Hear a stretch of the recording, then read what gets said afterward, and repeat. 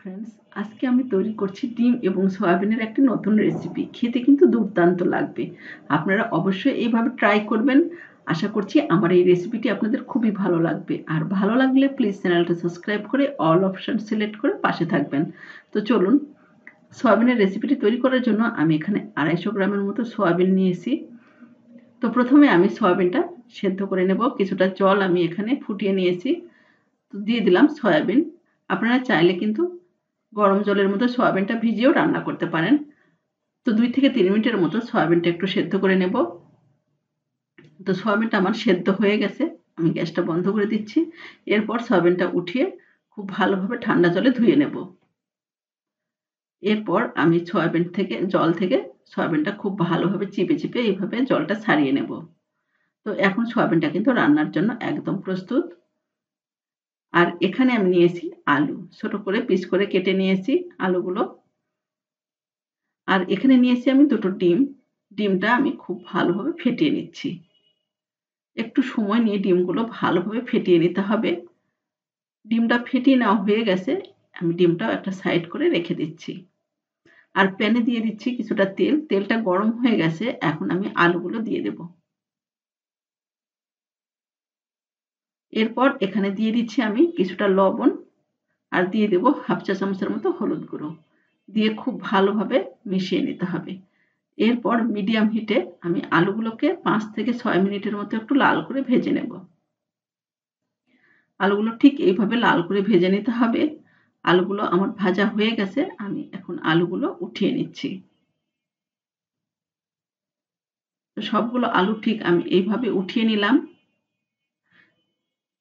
এরপর আলু ভাজা তেলের মধ্যে এখানে দিয়ে দিচ্ছি একটুখানি হলুদ গুঁড়ো, দিয়ে দিচ্ছি লবণ আর এখানে দিয়ে দেব হাফ চা চামচ লাল মরিচের গুঁড়ো। তো খুব ভালোভাবে তেলের মধ্যে মশলাগুলো মিশিয়ে নেওয়ার পর এখানে দিয়ে দিচ্ছি সয়াবিন। সয়াবিনটা দিয়ে খুব ভালোভাবে তেলের মধ্যে মিশিয়ে নিতে হবে। আর এখানে দিয়ে দিচ্ছি একটুখানি জল যাতে করে সয়াবিনটা প্যানে লেগে না যায়। তো সয়াবিনটা দিয়ে 2 থেকে 3 মিনিটের মতো একটু ভালো করে ভেজে নিতে হবে। তবে খুব বেশি লাল করার প্রয়োজন নেই, তাহলে কিন্তু সয়াবিনটা ড্রাই হয়ে যাবে। তো সয়াবিনটা ভাজা হয়ে গেছে। আমি সয়াবিনটা এই পর্যায়ে উঠিয়ে নিচ্ছি। আর এখানে আমি দিয়ে দিব প্রায় 1 চা চামচের মতো তেল দিয়ে দিলাম। তেলটা কিন্তু গরম হয়ে গেছে।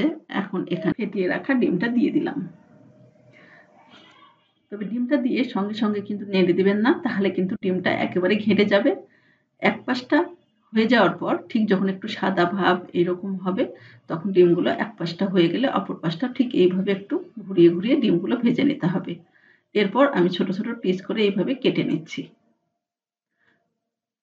তো ঠিক এইভাবে ডিমগুলো ভেজে নেওয়ার পর আমি সমস্ত ডিমগুলো ঠিক এইভাবে উঠিয়ে নিলাম। আর এখানে প্যানে কিছুটা তেল দিয়ে দিলাম। তেলটা গরম হয়ে গেলে এখানে দিয়ে দিচ্ছি একটুখানি জিরে ফোড়নের জন্য। আর এখানে নিয়েছি শুকনো মরিচ, 2 টো তেজপাতা, দারচিনি দিয়ে দিলাম, সাদা এলাচ আর একটুখানি লবঙ্গ দিয়ে তেলের উপর খুব ভালোভাবে নেড়ে নিতে হবে। আর এখানে দিয়ে দিচ্ছি কয়েকটা রসুন কুচি। তো রসুনটা দিয়ে একটু লাল করে ভেজে নিতে হবে। প্রায় 1 মিনিটের মতো ভেজে নেওয়ার পর এখানে দিয়ে দিচ্ছি পেঁয়াজের পেস্ট। আমি 1 কাপের মতো দিয়ে দিলাম পেঁয়াজ পেস্ট। তবে আপনারা চাইলে কিন্তু এখানে পেঁয়াজ কুচি দিয়েও রান্নাটা করতে পারবেন। দিয়ে 2 থেকে 3 মিনিটের মতো একটু লাল করে ভেজে নেব। এরপর এখানে দিয়ে দিচ্ছি আমি আদা এবং রসুনের পেস্ট। এখানে আমি প্রায় 2 টেবিল চামচের মতো দিয়ে দিলাম আদা রসুনের পেস্ট। আদা রসুনটাকে দিয়েও আমি খুব ভালোভাবে ভেজে নেব যতক্ষণ পর্যন্ত আদা রসুনের কাঁচা গন্ধটা চলে না যাচ্ছে। এরপর দিয়ে দিচ্ছি কিছু মসলা। প্রথমে দিয়ে দিলাম লবণ আর এখানে দিয়ে দিচ্ছি হলুদ গুঁড়ো হাফ চা চামচ। আর এখানে দিয়ে দিচ্ছি লাল মরিচের গুঁড়ো 1 চা চামচ। দিয়ে দিচ্ছি জিরে বাটা 1 চা চামচ। তবে আপনারা চাইলে জিরে গুঁড়ো দিয়েও রান্নাটা করতে পারবেন। আর এখানে দিয়ে দিচ্ছি আমি ধনে গুঁড়ো 1 চা চামচ। দিয়ে খুব ভালোভাবে মশলাটাকে মিশিয়ে নিতে হবে। তো ঠিক এইভাবে সমস্ত মশলাটাকে একটু ভালোভাবে কষিয়ে নিতে হবে প্রায় মিনিট 2-3 এর মতো। তো মশলাগুলো কষিয়ে নেওয়া হয়ে গেলে এখানে অ্যাড করে দিতে হবে একটা টমেটো। টমেটোটা দিয়ে খুব ভালোভাবে মশলার মতো মিশিয়ে নেব। আপনারা চাইলে এখানে টমেটোর পেস্ট দিয়েও কিন্তু রান্নাটা করতে পারবেন। এরপর এখানে দিয়ে দিতে হবে আলু ভেজে রাখা। আর এখানে দিয়ে দিচ্ছি সয়াবিন। তো আলু এবং সয়াবিনটা দিয়ে খুব ভালোভাবে মশলার মধ্যে মিশিয়ে নেব, যাতে করে সমস্ত মশলা আলু এবং টমেটোর মধ্যে খুব ভালোভাবে মিশে যায়। আমি খুব ভালোভাবে এইভাবে কষিয়ে নেব। তো তো কষিয়ে নেওয়া হয়ে গেলে এখানে অ্যাড করে দিতে হবে জল। তবে আপনারা চেষ্টা করবেন একটু গরম জল দেওয়ার জন্য, এতে করে রান্নার টেস্টটা আরও ভালো হবে। জলটা দেওয়ার পর ঝোলটা যখন ফুটে উঠবে তখন এখানে ভেজে রাখা ডিমগুলো দিয়ে দিতে হবে। আর এখানে দিয়ে দেব কয়েকটা কাঁচামরিচ, ছোট করে পিস করে কেটে নিয়েছি।